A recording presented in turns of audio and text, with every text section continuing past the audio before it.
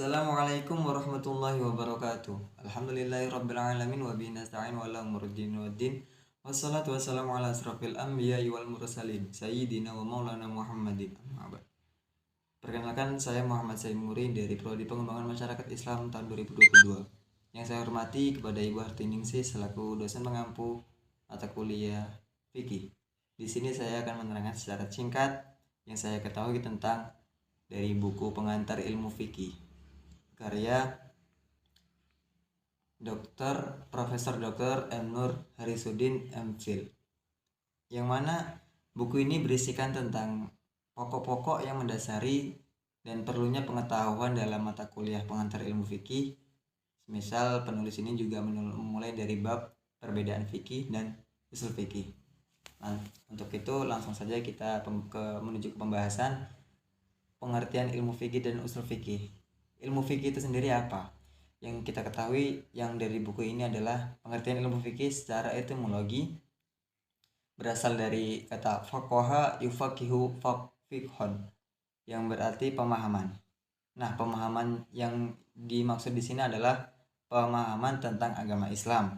Tentu saja dengan demikian fikih menunjukkan pada arti memahami agama Islam secara utuh dan komprehensif. Kata fikih yang secara bahasa berarti pemahaman atau pengertian ini diambil dari firman Allah, yang artinya mereka berkata, "Hai Syuaib, kami tidak banyak mengerti tentang apa yang kamu katakan. Dan sesungguhnya kami benar-benar melihat kamu seseorang yang lemah di antara kami. Kalau tidak karena keluargamu, tentulah kami tidak merajam kamu. Sedangkan kemampuan bukanlah seorang yang berwibawa di sisi kami." Yang selanjutnya pengertian ilmu usul fikih. Ilmu usul fikih termasuk usul fikih sesungguhnya mengacu pada definisi fikih tersebut.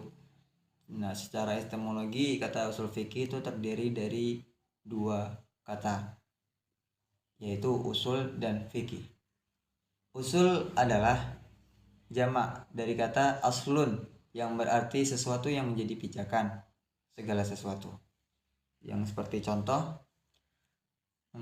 kondisi rumah disebut asal karena ia menjadi tempat pijakan bangunan di atasnya. Untuk yang poin yang kedua yaitu tentang objek kajian fikih. Objek dan ruang lingkupnya kajian fikih itu mencakup hukum-hukum juz'i dan dalil-dalil tafsili. Hukum juz itu apa? Hukum juz itu adalah hukum partikular yang sudah menunjukkan pada objek tertentu. Seperti contoh makan daging babi, minum khamar, dan lain sebagainya. Yang kedua yaitu dalil-dalil tafsili. Dalil tafsili yaitu dalil yang sudah merujuk pada hukum tertentu.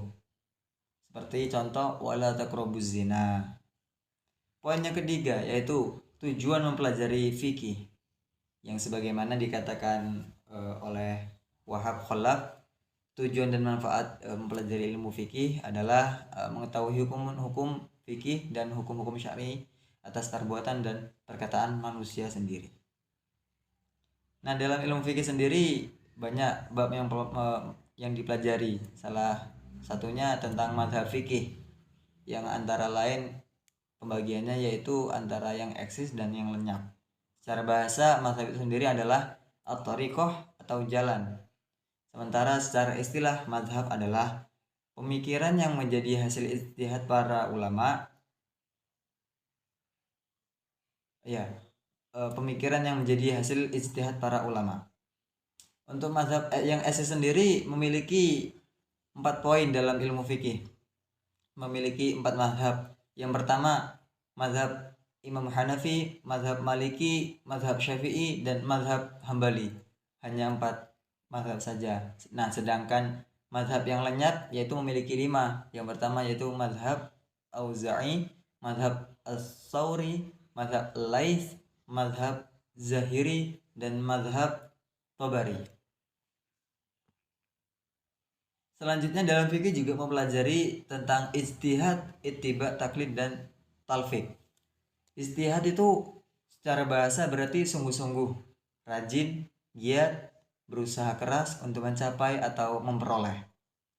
Nah, sedangkan secara istilah, ijtihad adalah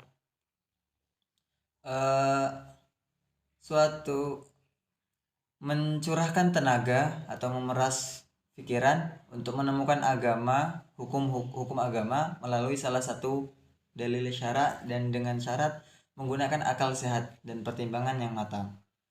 Orang yang melakukan ijtihad itu disebut mujtahid. Yang selanjutnya ittiba. Menurut bahasa ittiba berarti dari bahasa Arab. Ia adalah masdar kata bentukan dari kata ittiba yang berarti mengikuti.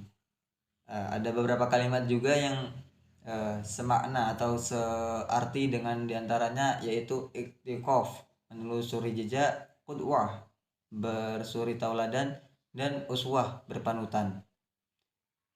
Dikatakan mengikuti sesuatu jika berjalan mengikuti jejaknya dan mengiringinya, dan ketika ini berkisar pada makna menyusul, mencari, mengikuti, meneladani, dan mencontoh. Selanjutnya taklid. Taklid berasal dari kata qalada yuqallidu taqlidan yang memiliki arti bermacam-macam, antara lain mengulangi, meniru, dan mengikuti. Para ahli usul fikih mengartikan taklid adalah mengikuti pendapat orang lain tanpa mengetahui dalilnya. Dan yang terakhir yaitu talfik. Dalam perbendaharaan bahasa Arab, talfik berarti menyamakan atau merapatkan dua tepi yang berbeda. Menurut peristilah ulama usul fikih, talfik dimaksudkan sebagai nama dari salah satu sikap beragama yang mengambil untuk atau mengikuti hukum dari suatu peristiwa berdasarkan kepada pendapat dari berbagai mazhab. Mungkin begitu secara singkat penjelasan tentang fikih yang mana saya ambil dari ilmu pengantar ilmu fikih dan usul fikih. Kurang lebihnya saya mohon maaf. Ihdinas siratal mustaqim. Wassalamualaikum warahmatullahi wabarakatuh.